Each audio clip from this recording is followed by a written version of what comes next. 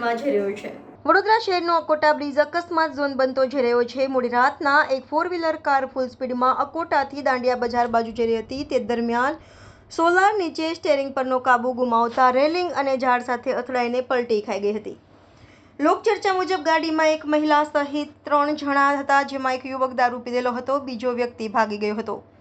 મહિલા અને એક વ્યક્તિ ઇજાગ્રસ્ત થતા 108 દ્વારા SSG હોસ્પિટલ લઈ જવામાં આવ્યા હતા, જેમાં મહિલાને ગંભીર ઇજાઓ થઈ હતી।